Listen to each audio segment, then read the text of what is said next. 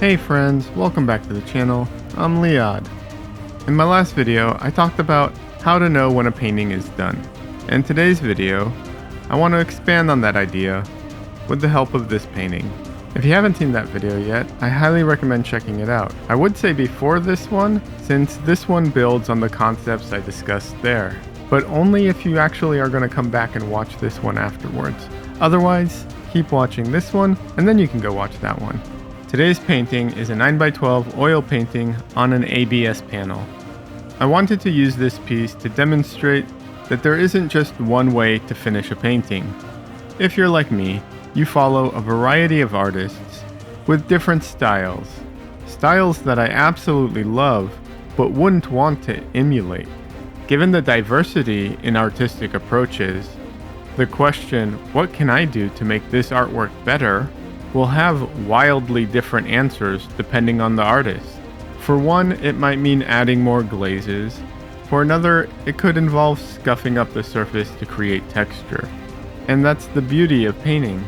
My last painting, influenced by Zinlim, was a loose oil piece that embraced the wet-on-wet technique, expressive brushstrokes, and abstract colors. For today's painting, I wanted to take a different approach, going flatter and incorporating more illustration elements. If this were an acrylic piece, I probably would have turned it into a mixed media work by adding colored pencils on top of the dried painting.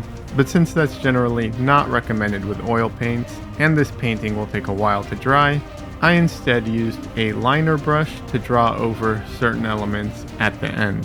Now, this isn't a drastic departure from my usual style, nor did I intend it to be, but it ties back to the importance of intention.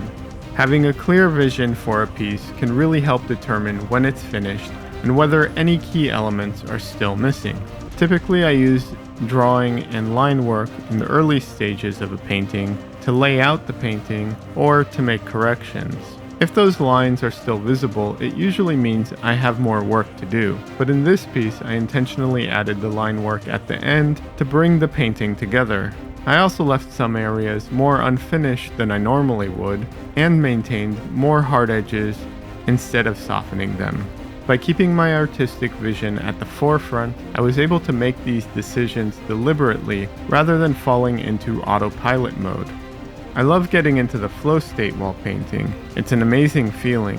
But for me, flow doesn't mean turning off my brain entirely. In fact, I think slipping into autopilot is one of the biggest reasons artists struggle to finish their work. I don't know if you've ever felt this way, but sometimes working on a painting feels like trying to balance a boulder on a peak of a mountain. You push it up to the top, only to overwork the painting and send the boulder rolling down the other side. Then you have to push it back up again, fixing the things you just altered, only to push it over the edge yet again, and repeat the process.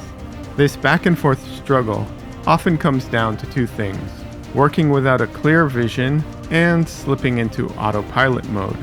When I was in art school, this was a much bigger challenge for me than it is now. That said, I still experience it, and I think there's a third factor at play, namely skill. Sometimes, it's just a matter of struggling to get something right. This tends to happen in more delicate or detailed areas, like the face. I'll work on the eyes or nose and shift an edge a couple millimeters out of place.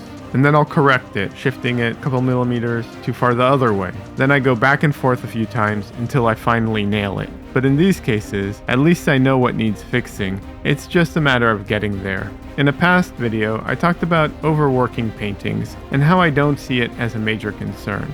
I still stand by that, but I think this is where the idea of overworking does come into play, when you take a painting too far in a direction you didn't intend.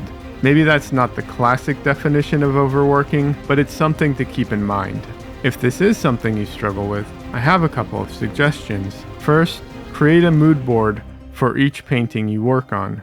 It helps keep your artistic direction clear. Second, take more breaks, especially once you reach the halfway point of a painting. It's easy to get fixated on elements of the painting and feel like you have to keep tweaking them, but stepping away for a bit can give you a fresh perspective.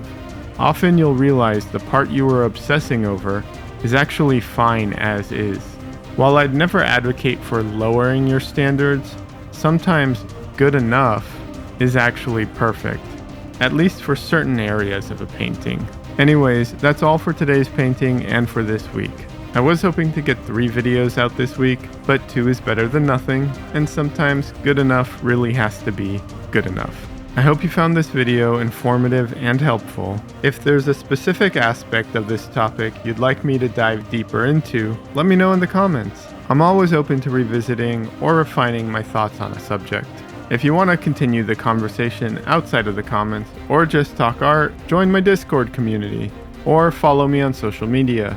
Links are in the description. And don't forget to like, subscribe, and hit the notification bell so you don't miss the next video. Lastly, this painting is available in my shop as part of my daily painting special for $250. I hope you have an amazing week or weekend, and as always, happy painting.